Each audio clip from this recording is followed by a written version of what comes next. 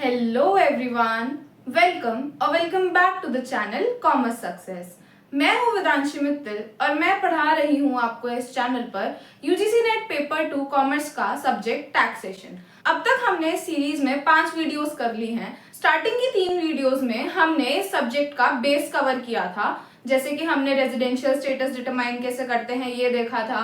फिर हमने कुछ ऐसे इनकम्स देखे जिन पर टैक्स नहीं लगता है, जो एग्जेम्प्ट होती हैं, जैसे कि एग्रीकल्चरल इनकम। हमने कुछ ऐसे टॉपिक्स कवर किए स्टार्टिंग की 3 वीडियोस में।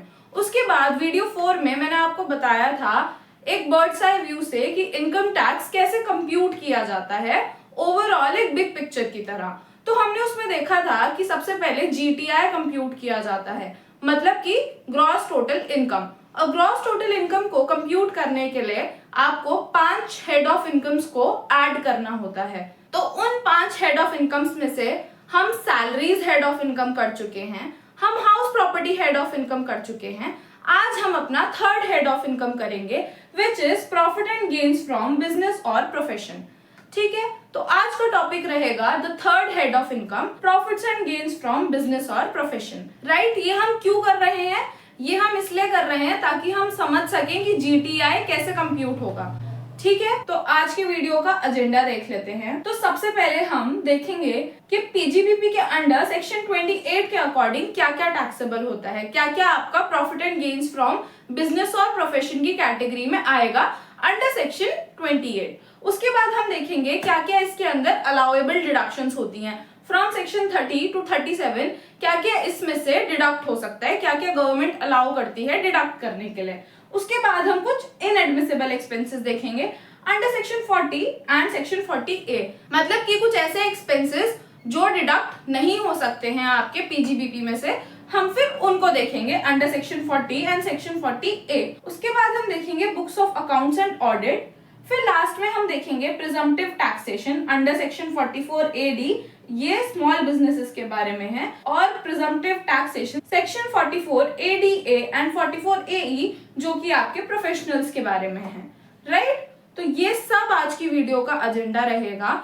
ये सब वो टॉपिक्स हैं जो इस पर्टिकुलर हेड के रिगार्डिंग बहुत ज्यादा इंपॉर्टेंट हैं और आपको दिमाग में अच्छे से सेट होने चाहिए नेट के एग्जाम के पर्सपेक्टिव से। लास्ट में हम कुछ पीवाईक्यूज भी सॉल्व कर लेंगे ताकि आपको पूरा चैप्टर अच्छे से समझ आ जाए और अच्छे से रिवाइज भी हो जाए, दिमाग में सेट हो जाए। So now without any further ado let's get started. तो सबसे पहले आता है आपका basis of charge. What is taxable under PGBP section 28? क्या टैक्सेबल होता है, कौन सी इनकम आपकी पीजीबीपी के अंडर आएगी अंडर सेक्शन 28? हम कौन सी इनकम को कंसिडर करेंगे कि वो आपका प्रॉफिट या गेन है बिजनेस या प्रोफेशन से, और ये डिटरमाइन करता है आपका सेक्शन 28। तो बाकी के दोनों इनकम्स की तरह इसमें भी कुछ कंडीशंस हैं। अगर ये कंडीशन सेटिस्फाई हो गई तो डिटरमाइन हो जाएगा कि आपकी इनकम पीजीबीपी की इनकम है। राइट, तो क्या है ये कंडीशंस? सबसे पहला कंडीशन है आपका profit and gains of any business और profession. The very obvious one कि जो आपका प्रॉफिट या गेन हो रहा है बिजनेस या प्रोफेशन से, वो आपका इनकम फ्रॉम पीजीबीपी होता है। अब यहाँ पर बिजनेस और प्रोफेशन की डेफिनेशंस याद रखना बहुत जरूरी है। बिजनेस का मतलब होता है आपका ट्रेड, कॉमर्स या मैन्युफैक्चर करना। जैसे किसी फैक्ट्री का ओनर, उस फैक्ट्री से हो रही उस ओनर की इनकम आपकी पीजीबीपी के अंदर आएगी। और प्रोफेशन का मतलब होता है कोई ऐसी एक्टिविटी जिसमें कोई इंटेलेक्चुअल स्किल चाहिए, जैसे लॉयर, डॉक्टर, सीए, इंजीनियर, ये सब आपके प्रोफेशन होते हैं। तो ये आपका बिजनेस और प्रोफेशन होता है, और इन दोनों डेफिनेशन से जो आपका प्रॉफिट और गेन हो रहा है वो आपका पीजीबीपी की इनकम के अंडर आता है, वो आता है under the head PGBP. Right, second point है आपका compensation for termination slash modification of business. जो आपकी मैनेजिंग एजेंसीज होती हैं उनका टर्मिनेशन होना या मॉडिफिकेशन होना आपका पीजीबीपी के अंडर आता है, ये आपका कैपिटल गेन्स में नहीं आता है। दिस इज अ पॉइंट जो एग्जाम्स में घुमाकर आता है और आपको कंफ्यूज करता है। तो रिमेंबर दिस ध्यान से कि जो आपका कंपनसेशन फॉर टर्मिनेशन या फिर मॉडिफिकेशन ऑफ मैनेजिंग एजेंसीज होता है वो आपका पीजीबीपी की इनकम होती है, आपकी कैपिटल गेन की इनकम नहीं होती है। Now the third point is income from specific services rendered by trade associations. अगर आपके ट्रेड एसोसिएशंस अपने मेंबर्स को कुछ स्पेसिफिक सर्विसेज देते हैं तो वो भी आपका पीजीबीपी की इनकम में आता है। किसमें आता है? पीजीबीपी की इनकम में आता है। फोर्थ पॉइंट है आपका export incentives, duty drawback, cash assistance और आपकी सेल ऑफ इंपोर्ट लाइसेंसेस, इन सब से जो आपका इनकम होता है वो भी आपका पीजीबीपी के हेड में आता है। तो क्या 4 पॉइंट है पीजीबीपी के हेड में आने के लिए? पहला सबसे ऑब्वियस पॉइंट आपका, जो आपका प्रॉफिट या गेन आपके बिजनेस या प्रोफेशन से हो रहा है। दूसरा, किसी मैनेजिंग एजेंसी के टर्मिनेशन या मॉडिफिकेशन से जो कंपनसेशन होता है वो आपका पीजीबीपी में आता है। तीसरा, कोई ट्रेड एसोसिएशन कोई स्पेसिफिक सर्विस देती है अपने मेंबर्स को, तो उसका इनकम पीजीबीपी में आता है। And fourth and last is export incentives, duty drawbacks, cash assistant and sale of import license से जो इनकम होती है वो सब आपका पीजीबीपी में आता है। आई होप आपको समझ आ गया होगा कि सेक्शन 28 के अंदर पीजीबीपी में क्या क्या टैक्सेबल होता है। अब कुछ अलाउएबल डिडक्शंस देख लेते हैं फ्रॉम सेक्शन 30 टू सेक्शन 35। ये कुछ ऐसे एक्सपेंसेस होते हैं जो पीजीबीपी हेड के अंडर डिडक्शंस की तरह अलाउ कर दिए जाते हैं। ये कुछ ऐसे एक्सपेंसेस होते हैं। सबसे पहले सेक्शन 30 के अंडर होता है आपका बिजनेस प्रेमाइस का रेंट। बिजनेस प्रेमाइस के जो रेगुलर आपके मेंटेनेंस का एक्सपेंस होता है, जैसे कि प्लम्बिंग एक्सेट्रा, ऐसे जो रेगुलर मेंटेनेंस होती है वो वाले एक्सपेंसेस। बिल्डिंग पर टैक्स और जो करंट रिपेयर्स होते हैं ये सब आपका सेक्शन 30 के अंडर अलाउड होता है। अलाउड क्या नहीं होता है? बिल्डिंग में कोई मेजर चेंजेस करना, मेजर मॉडिफिकेशन या रेनोवेशन करना, या फिर कोई एक अलग फ्लोर ही बना देना, वो सब आपका कैपिटल एक्सपेंडिचर होगा और अलाउड नहीं होगा। वो आपका नॉन डिडक्टेबल होगा। डिडक्टेबल सिर्फ क्या होंगे? जो आपके रेगुलर वाले रिपेयर्स होते हैं, बिल्डिंग के टैक्स हो गए, बिल्डिंग का रेंट हो गया, ये सब आपका रेगुलर वाला जो होता है वो। सेक्शन 31 इज सेम ओनली, बस the thing is this is for plant machinery और फर्नीचर। वो था आपका बिल्डिंग के लिए, ये है आपका प्लांट मशीनरी फर्नीचर के लिए। इसमें भी वही सब है, इंश्योरेंस प्रीमियम, आपके रेंट्स, रिपेयर्स, ये सब इसमें डिडक्टेबल होता है। बट वही सेम लॉजिक लगेगा, अगर कोई मेजर रेनोवेशन हो रही है, मेजर चेंज हो रहा है, तो वो कैपिटल एक्सपेंडिचर होगा, वो डिडक्टेबल नहीं होगा। डिडक्टेबल होंगे जो आपके रेगुलर वाले रिपेयर्स होते हैं, राइट? तो section 30 is for buildings, section 31 is for plant machinery और फर्नीचर। Section 32 is depreciation. इसको मैं नेक्स्ट स्लाइड में थोड़ा डिटेल में समझाती हूँ क्योंकि this is a little important, but इतना समझ लो अभी पर्टिकुलरली इस स्लाइड से, तो आपके जिन टैंजिबल या इनटैंजिबल एसेट्स पर रिटर्न डाउन वैल्यू मेथड से डेप्रिसिएशन लगता है वो आपके डिडक्टेबल होता है, as simple as that. But अभी थोड़ा डिटेल में समझेंगे इसको नेक्स्ट स्लाइड में। नेक्स्ट सेक्शन है आपका section 35, scientific research expenditure. Scientific research expenditure में क्या होता है? जो आपकी इन हाउस रिसर्च होती है उसमें आपका रेवेन्यू एक्सपेंडिचर और कैपिटल एक्सपेंडिचर दोनों के दोनों 100% डिडक्टेबल होते हैं। बट अगर आपने रिसर्च करने के लिए किसी बाहर के इंस्टीट्यूट को दिया है, आप रिसर्च कंडक्ट कर रहे हो through some other institute like national laboratory universities और आईआईटीज के केस में आपका 100% डिडक्टेबल होता है। बट ये अमाउंट ऑफ डिडक्शन आपका डिपेंड करता है कि वो इंस्टीट्यूट किस टाइप का है। तो जैसे मैंने आईआईटी से एग्जांपल दिया, आईआईटी में 100% डिडक्टेबल होता है। कुछ इंस्टीट्यूट्स होते हैं जिसमें 125% डिडक्टेबल होता है, कुछ होते हैं जिनमें 150% डिडक्टेबल होता है। तो उनकी कैटेगरी पे डिपेंड करता है कि कितना डिडक्शन होगा। बट आपके लिए याद रखना यहाँ पे ये जरूरी है कि इन हाउस एक्सपेंडिचर है अगर, तो रेवेन्यू हो चाहे कैपिटल हो, दोनों 100% डिडक्टेबल होंगे। That is all you have to remember from section 35 scientific research expenditure. Next is section 35D preliminary expenses. क्या होते हैं आपके प्रीलिमिनरी एक्सपेंसेस? कंपनी शुरू करते वक्त feasibility report banana, memorandum of association, article of association के legal charges, under writing के charges, ये सब आपके प्रीलिमिनरी एक्सपेंसेस होते हैं। तो ये कैसे डिडक्टेबल होते हैं? ये आपके 5 इक्वल इंस्टॉलमेंट्स में over the period of 5 years deductible होते हैं। क्या? 5 इक्वल इंस्टॉलमेंट्स में over the period of 5 years deductible होते हैं। कौन से expenses? Preliminary expenses under the section 35D। I hope समझ आ गए होंगे आपको ये डिडक्शंस। अभी आगे और डिडक्शंस हैं, पर उससे पहले हम डेप्रिसिएशन समझ लेते हैं। चलो अब करते हैं डेप्रिसिएशन सेक्शन 32 का डीप डाइव। तो कब मिलती है आपको डेप्रिसिएशन पर डिडक्शंस? क्या कंडीशंस हैं कि आपको डेप्रिसिएशन के ऊपर डिडक्शन मिल सकती है? What you have to satisfy in order to get deduction on your depreciation? सबसे पहली कंडीशन होती है कि जो एसेट है वो एसएससी का खुद का होना चाहिए। The owner of that asset must be the SSC। क्या? The owner of the asset must be the SSC, wholly or partially। ठीक, first condition is the owner must be the SSC, right? Holi और partially own करना चाहिए SSC उस asset को। Second is obviously वो business या profession के लिए यूज होना चाहिए एसेट उस पर्टिकुलर प्रीवियस ईयर में। डिडक्शन लेने के लिए जिस प्रीवियस ईयर में आप डिडक्शन लेना चाहते हैं तो उस प्रीवियस ईयर में वो एसेट आपका उस पर्टिकुलर बिजनेस या प्रोफेशन के लिए यूज हुआ होना चाहिए, तभी आपको डिडक्शन मिलेगी। थर्ड है आपका कि वो जो एसेट है वो आपका प्रीवियस ईयर में मोर देन 180 डेज यूज होना चाहिए। कितना? मोर देन 180 डेज यूज होना चाहिए। अगर वो 180 डेज से लेस यूज हुआ है तो आपका जो डिडक्शन है वो आपको सिर्फ 50% मिलेगा। समझ आया? जो आपका एसेट है वो उस पर्टिकुलर प्रीवियस ईयर में 180 दिन या उससे ज्यादा यूज हुआ होना चाहिए, तभी आपको 100% डिडक्शन मिलता है डिप्रिसिएशन का।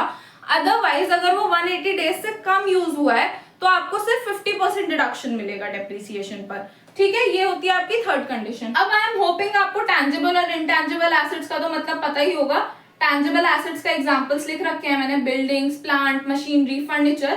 और intangible assets patents, trademarks, copyright, know how, franchisee, ये सब मैंने एग्जांपल्स लिख रखे हैं आपके टैंजिबल और इनटैंजिबल एसेट्स के। आई होप आप लोगों को पता होगा, राइट? अब मेरे साथ की डेप्रिसिएशन रेट्स याद करो। रेजिडेंशियल बिल्डिंग्स का होता है 5%, नॉन रेजिडेंशियल बिल्डिंग्स का होता है 10%, प्लांट एंड मशीनरी जनरल का होता है 15%, कंप्यूटर्स एंड सॉफ्टवेयर्स का होता है हाईएस्ट 40%, इनटैंजिबल एसेट्स का होता है 25%, मोटर कार्स का होता है 15%।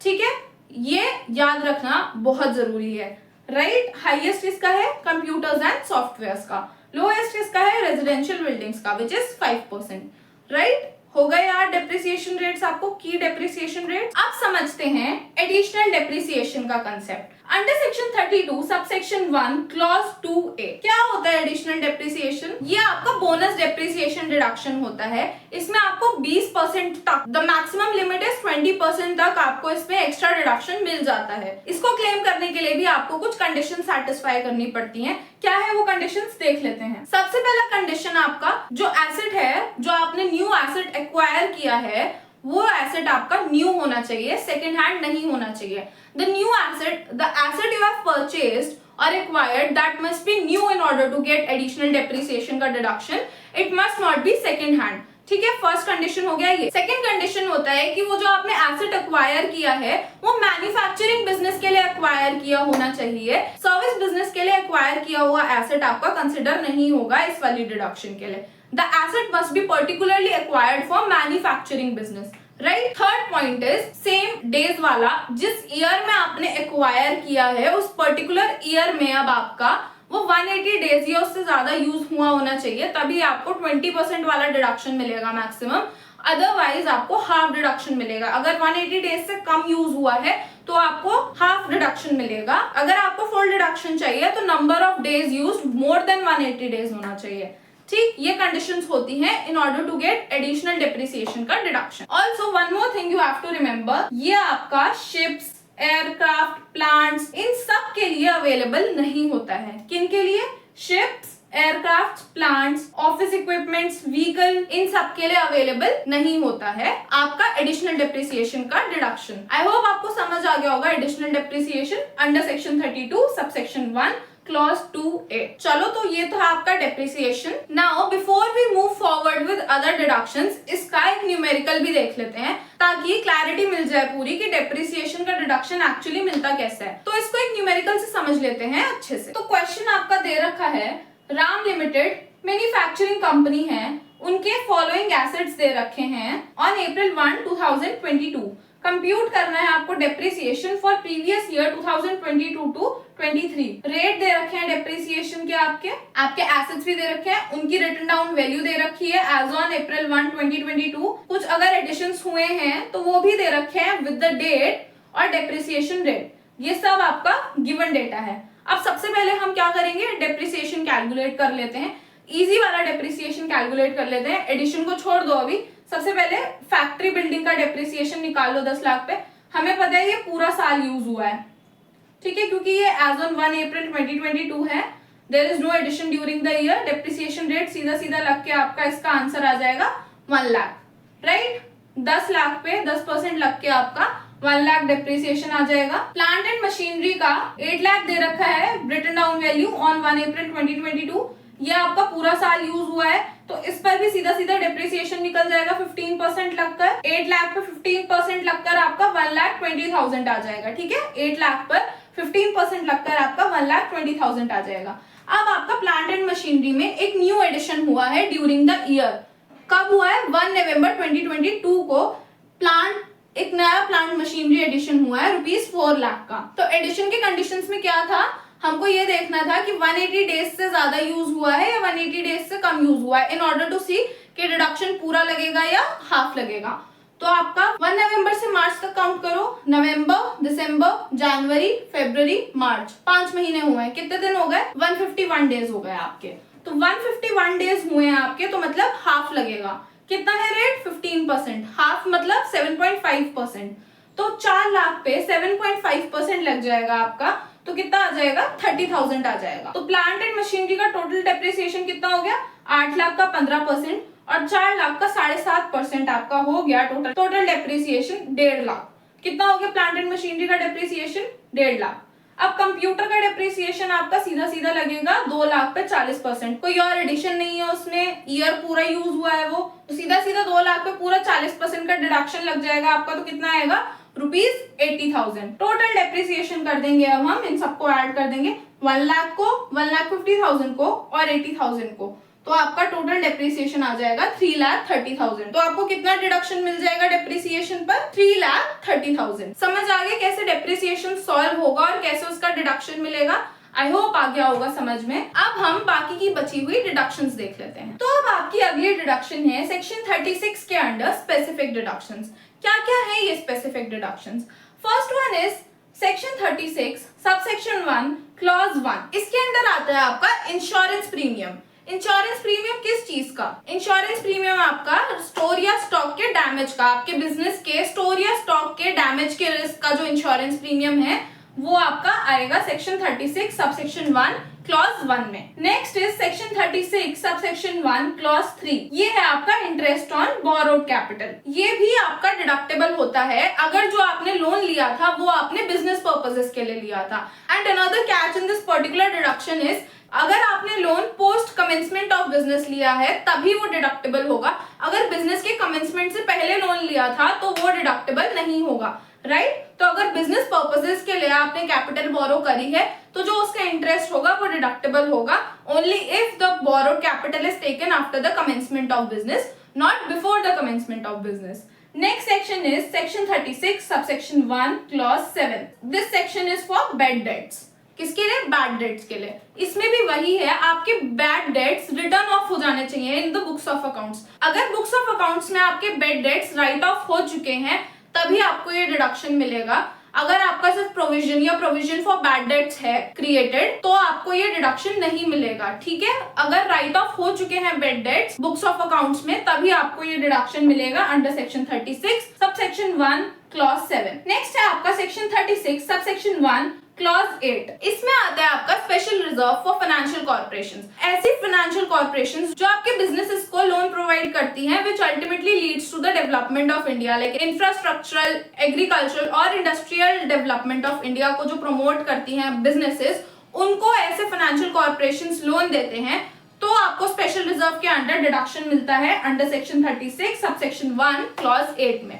क्या होता है कि ये कंपनीज अपने प्रॉफिट का कुछ हिस्सा स्पेशल रिजर्व में रखती हैं अगर, तो वो जो स्पेशल रिजर्व होता है वो प्रॉफिट का जो हिस्सा स्पेशल रिजर्व में रखा है उस स्पेशल रिजर्व पे उनको पूरा डिडक्शन मिल जाता है।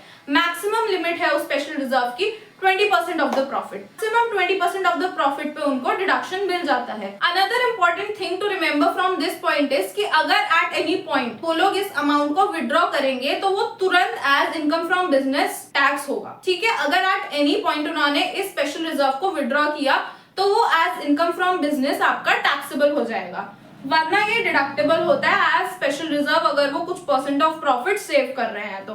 Maximum limit is 20%। Next is section 36 subsection 1 clause 5A। ये है आपका employee contributions to provident fund और ESI। इसका डिडक्शन आपको तभी मिलता है अगर जो आपका अमाउंट है वो डिपॉजिट हो चुका है बाय ऑन और बिफोर द ड्यू डेट। जो आपको डिडक्शन मिलेगा इस पर तभी मिलेगा अगर आपका जो अमाउंट है वो डिपॉजिट हो चुका है बाय ऑन और before the due date under the relevant act. और अगर लेट हो गया है तो आपको डिडक्शन नहीं मिलेगा। क्या है section? Section is 36 subsection 1(5)(a) employee contribution. इन सेक्शंस को लिख लो अभी हाथ की पॉइंट्स बनाकर, ताकि आपको याद रहे।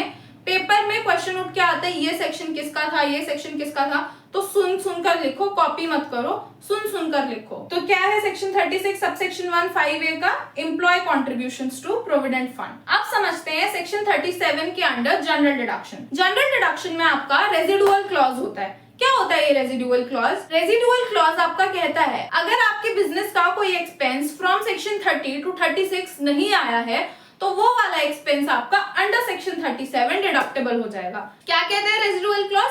वो कहता है अगर आपके बिजनेस का कोई एक्सपेंस अभी सेक्शन 30 से 36 में नहीं आया है, नहीं डिडक्ट हो पाया है, काउंट नहीं हुआ वो उन सेक्शंस में, तो वो एज जनरल डिडक्शन काउंट हो जाएगा आपका अंडर सेक्शन 37 सबसेक्शन 1।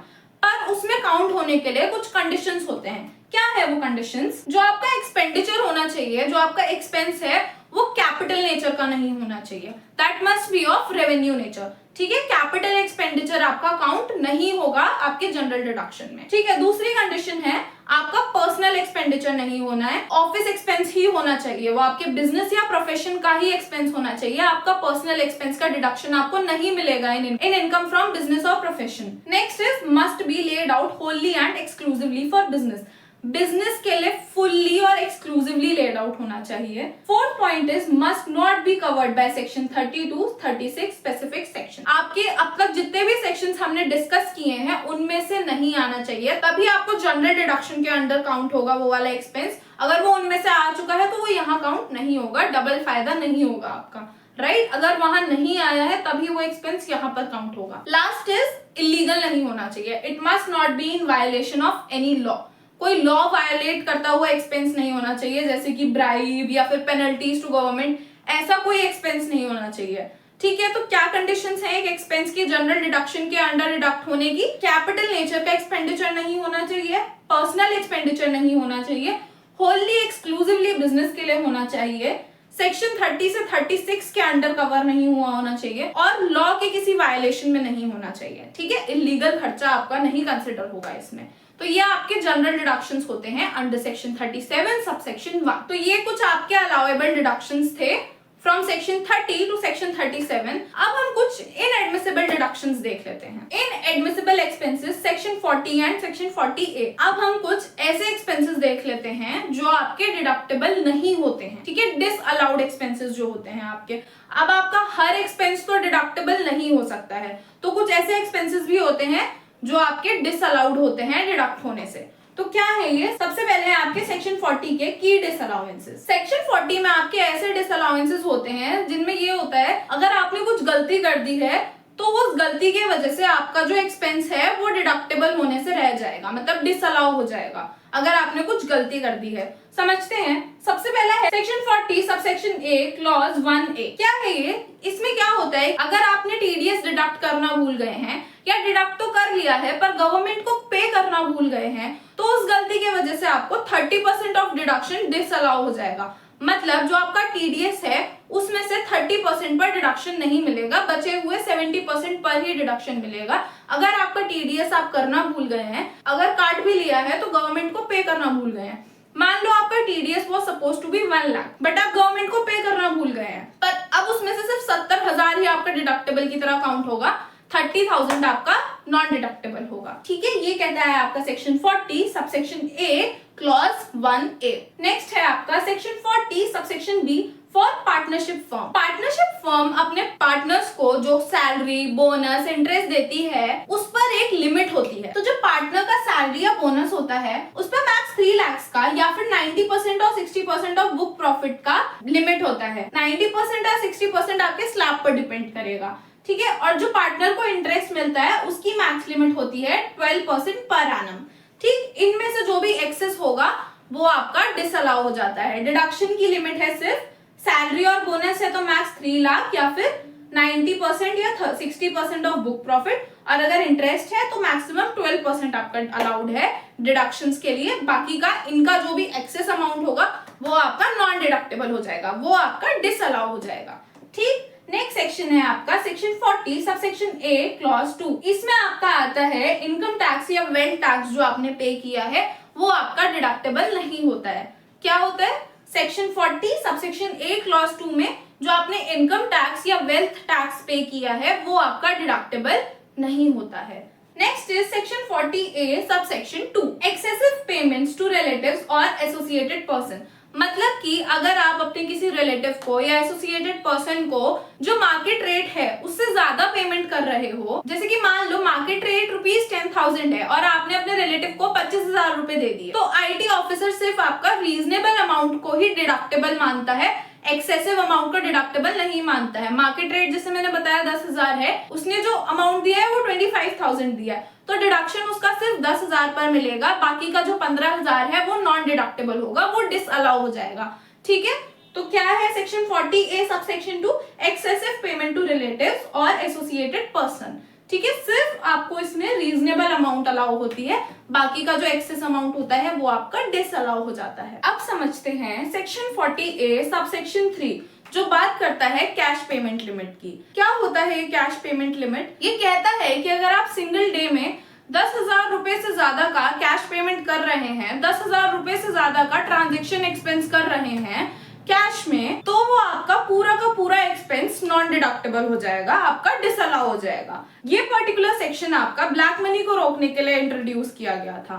तो क्या गोल्डन रूल है? अगर आपने सिंगल डे में कैश पेमेंट 10,000 से ज्यादा का कर दिया है तो आपका पूरा का पूरा पेमेंट नॉन डिडक्टेबल हो जाएगा, डिसअलाउड हो जाएगा। राइट, ये होता है सेक्शन 40A सब सेक्शन 3। अब इसमें एक एक्सेप्शन है ट्रांसपोर्टर्स के लिए। अगर आप ट्रांसपोर्टर हैं तो ट्रांसपोर्टर्स को एक दिन में मैक्सिमम 35,000 रुपीज तक का कैश ट्रांजेक्शन करना अलाउड है। किसको अलाउड है? सिर्फ ट्रांसपोर्टर्स को अलाउड है। अगर उनका 35,000 से ज्यादा हो गया तो वो नॉन डिडक्टेबल हो जाएगा। 35,000 तक अगर वो कर रहे हैं and that person is transporter तो उनका डिडक्टेबल है। ट्रांसपोर्टर माने गुड कैरेजेस का एक्सपेंस करना। ठीक, तो अगर आपको डिडक्शंस चाहिए तो आप कोशिश करो कि आप चेक से पेमेंट करो, NEFT से करो, RTGS से करो, अगर आपको डिडक्शंस चाहिए तो अपने एक्सपेंसेस पे। अगर आप कैश में 1 डे में 10,000 से ज्यादा का पेमेंट कर दोगे तो आपका फिर नॉन डिडक्टेबल हो जाएगा वो पर्टिकुलर एक्सपेंस। ठीक, अब इसमें दूसरा कैच ये है कि बच्चे क्या करते हैं, वो सोचते हैं कि ये जो 10,000 की लिमिट है उसका मतलब ये है कि अगर 10,000 से जो एक्स्ट्रा खर्चा होगा आपका वो नॉन डिडक्टेबल हो जाएगा। नहीं, अगर आपका 10,000 एक भी खर्चा है, अगर आपने 10,001 रुपए दिए हैं किसी को कैश में, तो वो पूरा का पूरा 10,000 आपका नॉन डिडक्टेबल हो जाएगा। ठीक है, पूरा अमाउंट जितना भी आपने पे किया है वो नॉन डिडक्टेबल हो जाएगा। किसी को आपने 12,000 का कैश ट्रांजेक्शन किया तो अब आप सोचोगे कि 2,000 एक्स्ट्रा लिमिट क्रॉस किया है, 2,000 पे आपको टैक्स देना पड़ेगा और 10,000 आपका डिडक्टेबल हो जाएगा। नहीं, this is not the case. आपका 10,000 का लिमिट क्रॉस हो गया है तो आपका टोटल एक्सपेंस जितना है वो पूरा का पूरा एक्सपेंस नॉन डिडक्टेबल हो जाएगा, which is 12,000 in the example I have given you. तो 12,000 पूरा का पूरा डिसअलाउ हो जाएगा। Under which section? Under section 40A sub section 3। अब देखते हैं सेक्शन 40A सब सेक्शन 7 जो ग्रेट्युटी के बारे में है। अगर आप बैलेंस शीट में सिर्फ मात्र एक प्रोविजन क्रिएट कर रहे हैं फ्यूचर के अंदाजे से फ्यूचर के लिए कुछ सेविंग्स बना रहे हैं अपने बैलेंस शीट में, तो उस पर आपको डिडक्शन नहीं मिलता है। मेयर प्रोविजन पर आपको डिडक्शन नहीं मिलता है। आपको डिडक्शंस तभी मिलेंगे जब आप ये 2 कंडीशन सेटिस्फाई करेंगे। कब मिलेगा आपको डिडक्शन? जब आप ये 2 कंडीशन सेटिस्फाई करेंगे। मेयर प्रोविजन पर नहीं मिलेगा आपको डिडक्शन। क्या है वो कंडीशंस? एक तो it must be for a approved gratuity fund, right, it must be for a approved gratuity fund. Second is जिस लाइबिलिटी के लिए वो फंड क्रिएट किया जा रहा है वो लाइबिलिटी सच में ड्यू हो चुकी हो, जैसे कोई एम्प्लॉय है वो रिटायर हो चुका है। ठीक है, तो क्या है? अप्रूव्ड ग्रेट्युटी फंड होना चाहिए और लाइबिलिटी आपकी ड्यू हो जानी चाहिए। ठीक है, अगर ये 2 कंडीशन सेटिस्फाई हो रही हैं तो आपको अपना सेक्शन 40A सब सेक्शन 7 का ग्रेट्युटी प्रोविजन के अंडर डिडक्शन मिलता है। मतलब अगर सिर्फ प्रोविजन है तो आपका नॉन डिडक्टेबल होगा, सिर्फ अगर प्रोविजन है तो नॉन डिडक्टेबल, अगर ये दोनों कंडीशन सेटिस्फाई कर रहा है तो आपका डिडक्टेबल होगा। राइट, तो इस सेक्शन से आपको क्या याद रखना है? इस सेक्शन से आपको ये याद रखना है अगर आप TDS काटना या TDS गवर्नमेंट को देना भूल गए हैं तो आपका 30% डिसअलाउ हो जाता है। पार्टनर्स की आपको ये अमाउंट्स याद रखनी है सैलरी की और इंटरेस्ट की कि कितना एक्सेस हो जाने पर आपका डिसअलाउ हो जाता है। और एक इंपॉर्टेंट सेक्शन आपको ये याद रखना है कि आपका कैश पेमेंट का लिमिट अगर 10,000 से ज्यादा एक्सीड कर जाता है तो आपका वो डिसअलाउ हो जाता है। These are some sections which you have to remember for inadmissible expenses. ठीक है, चलो अब समझते हैं सेक्शन 44AA जो बोलता है कि books of accounts banana mandatory है, और सेक्शन 44AB जो कहता है कि ऑडिट करवाना उन बुक्स ऑफ अकाउंट्स का कंपलसरी है। चलो एक एक करके समझते हैं दोनों को। सेक्शन 44AA में गवर्नमेंट हर किसी को बुक्स ऑफ अकाउंट मेंटेन करने के लिए नहीं बोलती है। कुछ क्राइटेरिया होते हैं जिनके बेसिस पर डिसाइड होता है कि किसको तो बुक्स ऑफ अकाउंट मेंटेन करना नेसेसिटी है। इसको दो क्राइटेरियाज में डिवाइड किया गया है, स्पेसिफाइड प्रोफेशंस और business which are non specified. Right, तो स्पेसिफाइड प्रोफेशंस के अंदर कौन कौन आते हैं? According to the rule 6F, legal, medical, engineering, architecture, accountancy, technical consultancy, interior decoration, authorised representative, film artist, company secretary, ये सब आपके स्पेसिफाइड प्रोफेशंस के अंडर आते हैं अंडर रूल 6F। ठीक है, इन सबको नेसेसरी है मेंटेन करना बुक्स ऑफ अकाउंट्स। अगर लिमिट क्या है? लिमिट है कि अगर आपका ग्रॉस रिसीट्स, आपका ग्रॉस सैलरी 1.5 लाख से ज्यादा है in any of the 3 preceding years, पिछले 3 साल में से किसी भी एक साल में आपका ग्रॉस रिसीट्स, ग्रॉस सैलरी आपका 1.5 लाख से ज्यादा है, तो इन सबको जिनका भी मैंने नाम लिया नेसेसरी है, they must maintain the books of accounts under which section? Under section 44AA। ठीक है, ये तो हो गया स्पेसिफाइड प्रोफेशंस के लिए। Under which rule? Under rule 6F। इन लोगों के लिए जरूरी है मेंटेन करना बुक्स ऑफ अकाउंट अगर उनका ग्रॉस रिसीप्ट्स आपका 1.5 लाख से ज्यादा है in any of the 3 preceding years. अब है दूसरी category which is non specified. अगर आप कोई नॉर्मल बिजनेस रन कर रहे हैं तो इसकी कंडीशंस और लिमिट अलग है। क्या है इसकी लिमिट? इसकी लिमिट है कि अगर आपकी बिजनेस इनकम 2.5 लाख से ज्यादा है, या फिर अगर तो आपकी बिजनेस इनकम 2.5 लाख से ज्यादा है, या फिर आपका जो टोटल टर्नओवर है या वो आपका 25 लाख से ज्यादा है in any of the 3 preceding years. क्या है इसका रूल? इसका रूल है कि या तो आपकी बिजनेस इनकम 2.5 लाख से ज्यादा हो, या आपका टर्नओवर या सेल्स आपका 25 लाख से ज्यादा हो in any of the 3 preceding years. वही पिछले 3 साल में से किसी भी एक साल में आपका अगर ये दोनों से ज्यादा अमाउंट है तो आपके लिए जरूरी है, एक नॉन स्पेसिफाइड बिजनेस के लिए जरूरी है बुक्स ऑफ अकाउंट्स को मेंटेन करना।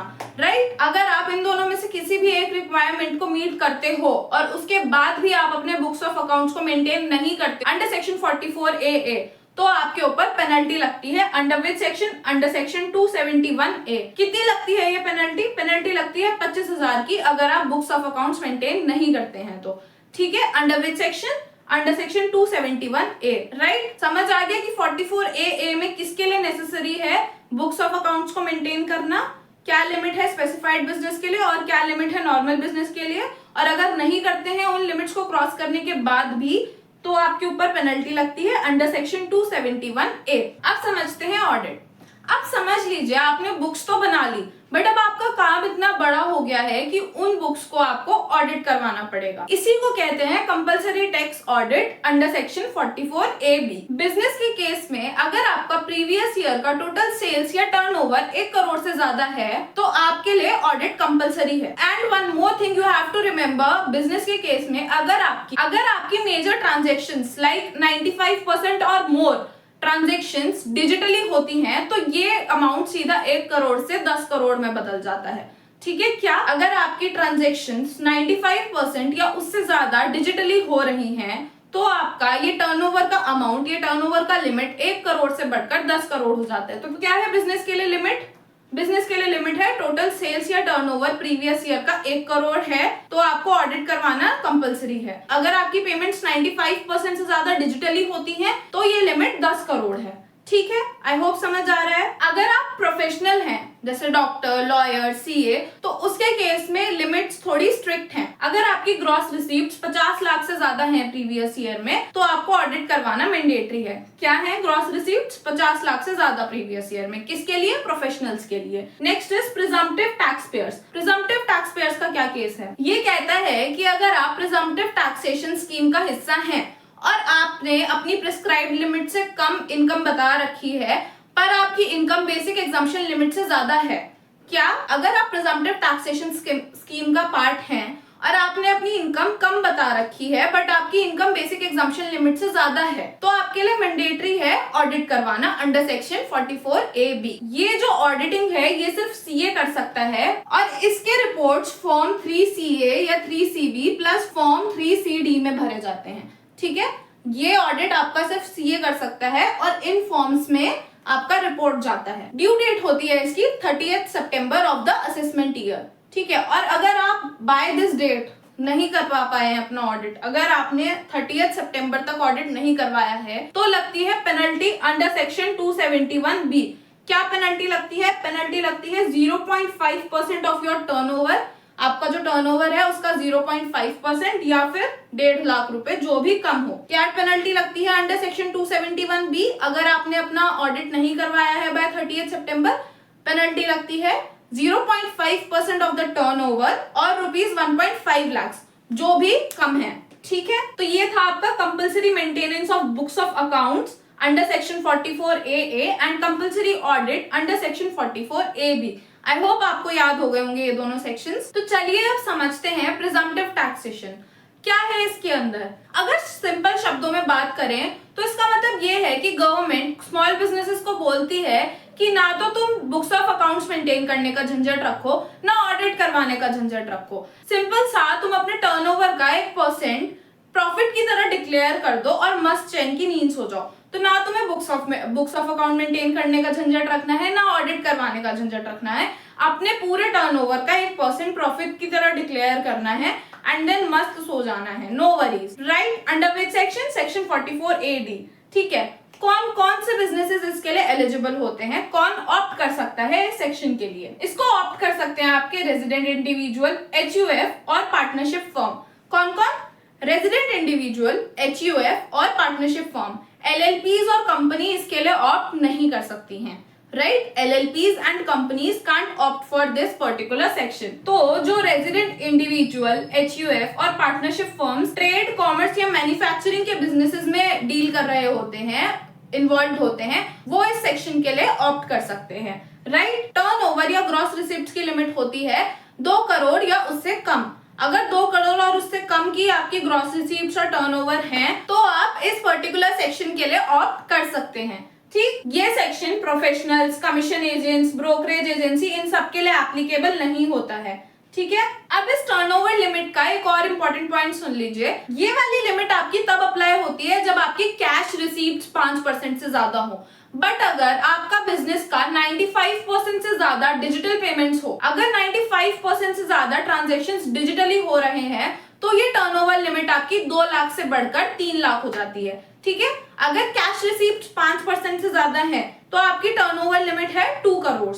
ओके, बट अगर आपके डिजिटल पेमेंट्स हो रहे हैं तो डिजिटल पेमेंट्स के केस में आपका ये टर्नओवर लिमिट बढ़ जाएगा from 2 crore to 3 crore. Digital payments का कंडीशन है greater than equal to 95% transaction आपके डिजिटली होने चाहिए। तो एग्जाम में आ सकता है, अगर कैश रिसीप्ट्स का पेमेंट है मैक्सिमम, तो आपका 2 करोड़ से turnover limit of previous year. If it is digital payments more than 95%, then in that case the limit is 3 crore rupees. और ये सेक्शन आपका तब अप्लाई नहीं हो सकता है अगर आपने सेम ईयर में 44AE के अंडर आप असेस हो चुके हैं। राइट, तो आप इस सेक्शन को ऑप्ट नहीं कर सकते हैं। अब समझते हैं डीम्ड प्रॉफिट रेट। प्रॉफिट कितना डिक्लेयर करना है इस सेक्शन के अंडर। अगर आप पेमेंट NEFT, RTGS, किसी चेक या फिर किसी और डिजिटल मोड से पेमेंट ले रहे हैं, तो आपका डीम्ड प्रॉफिट रेट होगा 6% ऑफ द टर्नओवर। अगर आप कैश में रिसीप्ट्स ले रहे हैं तो आपका डीम्ड प्रॉफिट रेट होगा 8% ऑफ द टर्नओवर। क्या आप 6% और 8% से ज्यादा इनकम दिखा सकते हैं अपनी?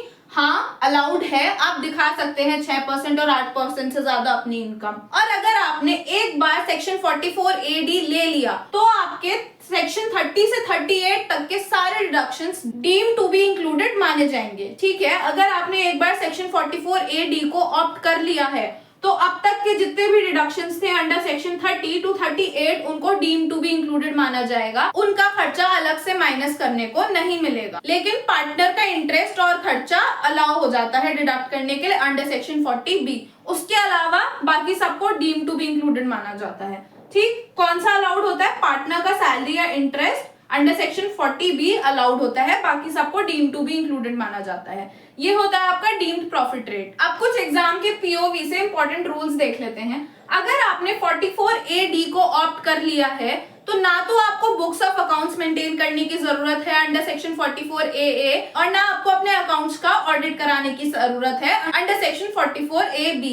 ठीक है, अगर 44A-D ऑप्ट कर लिया है तो आपको ना बुक्स ऑफ अकाउंट्स मेंटेन करना कंपलसरी है ना ऑडिट करवाना कंपलसरी है, राइट। और अगर एसएससी का टर्नओवर ये डीम्ड लिमिट से कम है, लाइक 6% और 8% ऑफ टर्नओवर से कम है, बट उसकी इनकम बेसिक एग्जाम्पशन लिमिट से ज्यादा है, अगर उसका टर्नओवर ये डीम्ड प्रॉफिट रेट से कम है, the 6% of the turnover and 8% of the turnover, पर उसकी इनकम बेसिक एग्जाम्पशन लिमिट से ज्यादा है, तो गवर्नमेंट कहती है तो तुम फिर सेक्शन 44AA और सेक्शन 44AB के अंडर अपने बुक्स ऑफ अकाउंट्स मेंटेन कराओ और उनका कंपलसरी ऑडिट करवाओ। अनदर इंपॉर्टेंट थिंग इज कि अगर तुमने एक बार 44AD से ऑप्ट आउट कर लिया, अगर तुमने चूज कर लिया कि मैं सेक्शन 44AD से ऑप्ट आउट कर रहा हूं, तो तुम 5 साल के लिए वापस ऑप्ट इन नहीं कर सकते हो। You are blocked for 5 years। Once you have opted out you are blocked for 5 years। 5 साल के बाद तुम ऑप्ट इन कर सकते हो, 5 साल तक तुम वापस ऑप्ट इन नहीं कर सकते हो सेक्शन 44AD को। लास्ट पॉइंट इज कि बाकी लोगों को बार बार इंस्टॉलमेंट्स में टैक्स देना पड़ता है, बट सेक्शन 44AD ऑप्ट करने वालों के लिए सिंपल है, तुम पूरा अमाउंट एक बार एडवांस में 15 मार्च तक दे सकते हो। एक पूरा का पूरा टैक्स एडवांस में 15 मार्च तक पे कर दो, बात खत्म। ये है आपका सेक्शन 44AD। आई होप समझ आ गया कौन से बिजनेसेस के लिए होता है, क्या टर्नओवर लिमिट होती है जब कैश रिसीव्ड्स है, क्या टर्नओवर लिमिट होती है अगर डिजिटल पेमेंट्स हैं, डीम्ड प्रॉफिट रेट क्या होता है आपका डिजिटल पेमेंट्स में और कैश रिसीव्ड्स में। ठीक है, ऑप्ट आउट कर सकते हैं, अगर एक बार ऑप्ट आउट कर लिया तो 5 साल तक वापस ऑप्ट इन नहीं कर सकते हैं। These are some important things you have to remember from section 44AD, right. अब समझ लेते हैं सेक्शन 44ADA जो प्रोफेशनल्स के लिए है और सेक्शन 44AE जो गुड्स कैरेज के लिए है। ठीक, क्या है ये, एक एक करके समझते हैं। सेक्शन 44ADA प्रोफेशनल्स के लिए कौन कौन एलिजिबल होता है इसके लिए? इसके लिए आपका रेजिडेंट इंडिविजुअल और पार्टनरशिप फर्म एलिजिबल होते हैं। इसमें भी आपका LLP और कंपनी इस पर्टिकुलर सेक्शन के लिए ऑप्ट नहीं कर सकते हैं। अब रेजिडेंट इंडिविजुअल और पार्टनरशिप फर्म का प्रोफेशन क्या क्या हो सकता है? Legal, medical, engineering, architecture, accountancy, technical consultancy, interior decoration, film artist, authorised representative, company secretary, ये सब प्रोफेशंस में डील करने वाले रेजिडेंट इंडिविजुअल या फिर पार्टनरशिप फर्म आपके एलिजिबल हैं सेक्शन 44ADA के लिए, राइट। कौन नहीं कर सकता है ऑप्ट? LLPs और कंपनीज ऑप्ट नहीं कर सकते हैं आपके सेक्शन 44ADA के लिए। टर्नओवर लिमिट होती है आपकी, अगर ग्रॉस रिसीव्ड्स आपकी 50 लाख या उससे कम है तो आप एलिजिबल हैं, बट ये 50 लाख वाला केस होता है अगर आपके रिसीव्ड्स 5% से ज्यादा कैश में है, और अगर आपकी रिसीव्ड्स, आपकी ग्रॉस रिसीव्ड्स 95% या उससे ज्यादा डिजिटल हैं, तो उस केस में आपका टर्नओवर लिमिट हो जाता है 75 लाख। अगर आपका 75 लाख या उससे कम है in the case of digital payments तो आप एलिजिबल हैं इस सेक्शन के लिए, और अगर ग्रॉस रिसीव्ड्स कैश में है 50 लाख या 50 लाख से कम है तो आप एलिजिबल हैं इस सेक्शन के लिए। प्रोफेशनल्स का प्रॉफिट मार्जिन बहुत हाई होता है, इसलिए गवर्नमेंट बोलती है जो आपका ग्रॉस रिसीव्ड्स है उसका सीधा सीधा 50% आपका डीम्ड प्रॉफिट रेट मान लिया जाएगा। और हाँ, अगर आपने 50% ऑफ द ग्रॉस रिसीव्ड्स एक बार डिक्लेयर कर दी तो आपको सेक्शन 30 से 38 तक का कोई और डिडक्शन नहीं मिलेगा। ठीक, अगर आपने एक बार ये डीम्ड प्रॉफिट रेट डिक्लेयर कर दिया तो उसके बाद आपको सेक्शन 30 से 38 तक में कोई डिडक्शंस नहीं मिलेंगे। अगर आप 50% ऑफ द इनकम डिक्लेयर कर रहे हैं तो आपको बुक्स ऑफ अकाउंट्स मेंटेन करने की जरूरत नहीं है, बट अगर आप कह रहे हैं आपका 50% से कम है इनकम, इन दैट केस आपको बुक्स मेंटेन करनी पड़ेंगी और आपको अकाउंट्स अपने ऑडिट भी करवाने पड़ेंगे। अगर आप बोल रहे हैं कि आपकी income 50% of the gross receipt से कम है पर बेसिक एग्जम्पशन लिमिट से ज्यादा है तो आपको अपने बुक्स ऑफ अकाउंट्स मेंटेन करने पड़ेंगे और ऑडिट भी करवाने पड़ेंगे। अब आते हैं हमारे ट्रांसपोर्ट बिजनेस पर, यानी सेक्शन 44AE। ये उन लोगों के लिए है जो गुड्स कैरेजेस को प्लाई, हायर या लीज पर चलाते हैं, यानी ट्रक्स वगैरह को हायर, लीज या प्लाई पर चलाते हैं। ठीक, कौन कौन है इसके लिए एलिजिबल? इसके लिए एलिजिबल है एसएससी जो कि इंडिविजुअल हो, पार्टनरशिप फर्म हो, कंपनी हो, एलएलपी हो, कोई भी एसएससी हो। अगर आप ट्रांसपोर्ट का बिजनेस चलाते हैं तो आप इसके लिए एलिजिबल हैं। किसके लिए? 44AE के लिए एलिजिबल हैं। आप इस स्कीम के लिए तभी एलिजिबल हैं जब आप प्रीवियस ईयर में 10 या उससे कम व्हीकल्स ओन करते हो। क्या? अगर आप प्रीवियस ईयर में 10 या उससे कम व्हीकल्स ओन करते हैं तभी आप इस पर्टिकुलर सेक्शन के लिए एलिजिबल हैं। अगर आपके 10 से ज्यादा व्हीकल्स हैं तो आप एलिजिबल नहीं है इस सेक्शन के लिए ऑप्ट करने के लिए। बिजनेस आपका होगा flying, hiring, leasing good carriages, ये सब में अगर इनमें से कोई भी डील करता है तो वो एलिजिबल है। डीम्ड इनकम का कैलकुलेशन टाइप ऑफ ट्रक पर डिपेंड करता है। दो टाइप्स में डिवाइड किया गया है, एक होता है हैवी गुड्स व्हीकल और एक होता है मीडियम और small size vehicle. Heavy good vehicle की कैपेसिटी होती है 12 टन से ज्यादा। इसका डीम्ड इनकम होगा 1000 पर टन पर मंथ। अगर 12 टन से ज्यादा भारी व्हीकल है आपका, कैपेसिटी उसकी 12 टन से ज्यादा है, तो आपका डीम्ड इनकम होगा 1000 रुपीज पर मंथ पर टन, राइट। और अगर आपका व्हीकल 12 टन या उससे कम की कैपेसिटी का है तो 7500 पर व्हीकल पर मंथ, ठीक। इसमें 1000 rupees per ton per month, और अगर 12 टन से कम की कैपेसिटी है तो ₹7000 पर व्हीकल पर मंथ। इसमें भी अगर आपने 44AE ऑप्ट कर लिया है तो ना तो आपको बुक्स मेंटेन करने की जरूरत है, ना आपको ऑडिट कराने की जरूरत है, ठीक है। अगर आपने 44AE ऑप्ट कर लिया है तो। और इसमें आप हायर इनकम भी डिक्लेयर कर सकते हैं। अगर आपका प्रॉफिट ज्यादा है, हायर इनकम डिक्लेयर कर सकते हैं, अनलाइक सेक्शन 44AD। तो ये है आपके सेक्शन 44ADA फॉर प्रोफेशनल्स और section 44AE for goods carriages. एक बार प्रिजम्पटिव टैक्सेशन को 1 मिनट में कंपेयर करके समझ लेते हैं। 44AD आपका रेजिडेंट इंडिविजुअल, HUF और पार्टनरशिप फॉर्म के लिए होता है, वो अगर बिजनेस में डील कर रहा है, ट्रेड, कॉमर्स, मैन्युफैक्चर के। 44AD होता है आपका रेजिडेंट इंडिविजुअल और फर्म्स के लिए, जो कि स्पेसिफाइड प्रोफेशनल्स होते हैं, ठीक। 44A ही होता है किसी भी एसएससी के लिए जो गुड कैरेज ऑपरेटर्स हो, राइट। 44AD का टर्नओवर होता है आपका लेस देन और equal to ₹2 crore in case of cash receipts. अगर डिजिटल रिसीट्स हैं तो it will be less than और equal to ₹3 crore. Section 44ADA में it is less than or equal to ₹50 lakh in case of cash receipts. In case of digital receipts, it is less than equal to ₹75 lakhs, ठीक। And in section 44AE, अगर आपके previous year में 10 या 10 से कम vehicles हैं तो आप eligible हैं। Deemed profit rate आपका 44AD में होता है 8% for the cash payment, 6% for the digital payments. Section 44ADA में 50% of the gross receipts आपका deemed profit rate होता है। और section 44AE में अगर आपका 12 टन से ज्यादा की कैपेसिटी है तो 1000 पर टन पर मंथ, और अगर आपकी 12 टन से कम की कैपेसिटी है व्हीकल की, ₹7500 पर vehicle per month. And other important distinction is कि अगर आपने सेक्शन 44AD से एक बार ऑप्ट आउट कर लिया तो आप 5 साल तक वापस ऑप्ट इन नहीं कर सकते हैं। बाकी 2 सेक्शंस में ऐसा कुछ नहीं है, सिर्फ इसी सेक्शन में है ये चीज।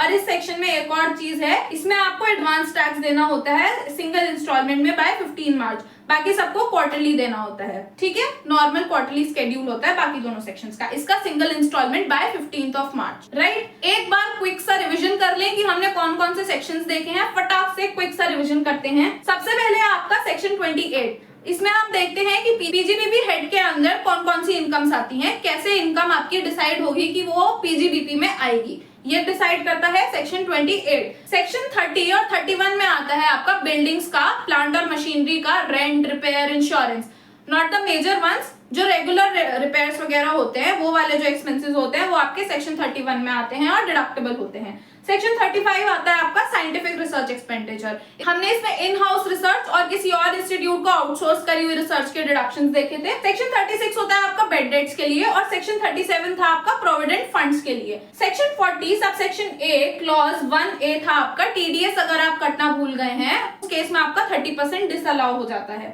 सेक्शन 40A सब सेक्शन 3 है आपका कैश पेमेंट लिमिट। अगर आपकी एक दिन में 10,000 से ज्यादा की कैश पेमेंट हो रही है तो आपका पूरा का पूरा डिसअलाउ हो जाएगा वो एक्सपेंस। फिर है सेक्शन 44AB। सेक्शन 44AB बोलता है आपको कंपलसरी ऑडिट कराना पड़ेगा अगर आपका बिजनेस का टर्नओवर 1 करोड़ से ज्यादा है, और अगर आप प्रोफेशनल हैं और आपके ग्रॉस रिसीट्स 50 लाख से ज्यादा हैं। सेक्शन 44ADA में प्रिजम्पटिव टैक्सेशन आता है, ये प्रोफेशनल वाली कैटेगरी। सेक्शन 44AA बताता है आपका बुक्स ऑफ अकाउंट्स मेंटेन करना मैंडेटरी है। सेक्शन 44A-D डिफाइन करता है आपका प्रिजम्पटिव टैक्सेशन में बिजनेस वाली कैटेगरी को, और सेक्शन 44A-E डिफाइन करता है प्रिजम्पटिव टैक्सेशन में आपकी गुड कैरेजेस वाली कैटेगरी को। ये अभी हमने डिफरेंस में अच्छे से समझी ही है, तो आई होप आपको पूरा रिवीजन हो गया होगा कि कौन कौन से सेक्शंस आपके लिए नेसेसरी हैं। मैंने जितने भी सेक्शंस मुझे लगे थे कि जरूरी हैं, मैंने सारे के सारे कवर करके समझाने की पूरी कोशिश करी है। तो अब एक बार क्वेश्चंस देख लेते हैं ताकि तुमको अच्छे से याद हो जाए और तुमको प्रैक्टिस हो जाए जो अभी तुमने सेक्शंस पढ़े थे उनकी। सबसे पहला क्वेश्चन है आपका, mister x a trader made a payment of ₹15,000 in cash to a supplier on a single day for purchase of goods. Which of the following is correct as per section 40A subsection 3? Option A, entire ₹15,000 is allowed as deduction. Option B, ₹5,000 is disallowed. Option C, entire ₹15,000 is disallowed. Option D, ₹10,000 is allowed. ₹5,000 is disallowed. क्या होगा answer बताओ? तो answer होगा आपका entire ₹15,000 is disallowed. Why? Because आपका section 40A sub section 3 कहता है कि आप सिंगल डे में अगर ₹10,000 से ज्यादा का कैश पेमेंट करते हैं तो आपका एंटायर अमाउंट डिसअलाउ हो जाता है डिडक्शन में से। एक्सेस अमाउंट नहीं, आपका एंटायर अमाउंट ही डिसअलाउ हो जाता है, राइट? तो 15,000 आपका 10,000 से ज्यादा था तो आपका पूरा का पूरा 15,000 डिसअलाउ हो जाएगा, ना कि 5,000, पूरा का पूरा 15,000, right? Let's move on to the next question. Question 2 है आपका, mister A's retail business turnover for previous year 2022 to 23 is ₹1.8 crore. He received ₹1.2 crore by account paying check and ₹60 lakh in cash. Under section 44A-D, what is his deemed profit? Section 44A-D के under उसका deem profit क्या होगा? Retail का business है उनका और उनका turnover है 1.8 करोड़, जिसमें से 1.2 करोड़ उनको पे चेक से मिला और 60 लाख उनको कैश से मिला है। मतलब आपकी डिजिटल वाली कैलकुलेशन अलग होगी और आपकी कैश वाली कैलकुलेशन अलग होगी, उसके बेस पे आपका आंसर आएगा। तो बताओ ऑप्शंस में से आंसर कौन सा होगा? बिल्कुल ठीक, आंसर होगा आपका 12 लाख रुपीज, क्योंकि हम डिजिटल पेमेंट्स में 6% का टर्नओवर लगाते हैं और कैश पेमेंट्स में लगाते थे 8% का, तो उस हिसाब से आपका आंसर होगा ₹12 लाख। क्वेश्चन 3 है, a manufacturing company purchased a new machine for ₹10 lakh on 1 January 2023, financial year 2022 to 23. Depreciation rate is 15%. Machine put to use immediately. What is the depreciation for financial year 2022 to 23? Tell me what will be the depreciation? तो आपका correct answer होगा इसका ₹75,000। हमने section 32 के अंदर depreciation को पूरा ध्यान लगाकर अच्छे से समझा था विद एग्जाम्पल एज वेल, ठीक है? तो ये उसी का एक प्रैक्टिकल इम्प्लीकेशन था, उसका क्वेश्चन था, तो इसका आंसर होगा 75,000 according to the 180 days route, right? I hope आपने इसका सही आंसर दिया होगा। नेक्स्ट क्वेश्चन है, doctor Sharma a resident individual practising medicine has gross receipts of ₹45 lakh for previous year 2022 to 23. He opts for section 44A-DA. His actual expenses were ₹25 lakh. What is his taxable income? क्या होगी doctor Sharma की taxable income? उन्होंने section 44A-DA के लिए opt कर रखा है, ठीक है, और एक्चुअल एक्सपेंसेस हैं उनके 25 लाख। तो बताओ क्या होगा उनका टैक्सेबल इनकम? जी, उनका टैक्सेबल इनकम होगा ₹22,50,000, 50% ऑफ द ग्रॉस रिसीट। कौन सा सेक्शन ऑप्ट कर रखा था उन्होंने ऑप्ट कर रखा था 44A-DA, ठीक? तो आई होप आपको क्वेश्चन समझ आ गए होंगे और आपको पूरी वीडियो समझ आ गई होगी। आपको हेड ऑफ इनकम पीजीबीपी अच्छे से समझ आ गया होगा। तो हमने सैलरी कर लिया है, हाउस प्रॉपर्टी कर लिया है, पीजीबीपी कर लिया है। अगली वीडियो में मैं कैपिटल गेन्स और इनकम फ्रॉम अदर सोर्सेज कराने की कोशिश करूंगी कंपाइल करके, ठीक है? इस वीडियो में हमने देखा कि पीजीबीपी कैसे डिटरमाइन होती है कि एक इनकम पीजीबीपी के हेड में आएगी। उसके बाद हमने कुछ अलाउएबल डिडक्शंस देखे फ्रॉम सेक्शन 30 to 38, जिसमें हमने एक important deduction which was section 32 के अंडर डेप्रिसिएशन में डेप्रिसिएशन और एडिशनल डेप्रिसिएशन समझा, उसको हमने एक प्रैक्टिकल एग्जांपल की मदद से भी किया। उसके बाद हमने कुछ एडमिसिबल एक्सपेंसेस देखे, कुछ ऐसे एक्सपेंसेस जो डिसअलाउ हो जाते हैं। फिर हमने प्रिजम्पटिव टैक्सेशन को समझा, बिजनेस के केस में, स्पेशल प्रोफेशंस के केस में और गुड कैरेजेस के केस में। उनका डिफरेंस देखा हमने, तीनों का आपस में क्या डिफरेंस होता है, ठीक? और हमने सेक्शन 44A और सेक्शन 44AB के अंडर देखा कि किन के लिए बुक्स ऑफ अकाउंट्स मेंटेन करना और उनको ऑडिट करवाना कंपलसरी होता है, ठीक? तो ये था ब्रीफ सा समरी आज की पूरी वीडियो का। आई होप आपको क्लियर हो गया होगा अच्छे से, एंड अगर हो गया है तो please share it with others and subscribe to the channel commerce success. अगर कुछ भी क्वेरी है तो कमेंट डाउन। अब मिलेंगे अगली वीडियो में। Thank you for watching. Have a nice day.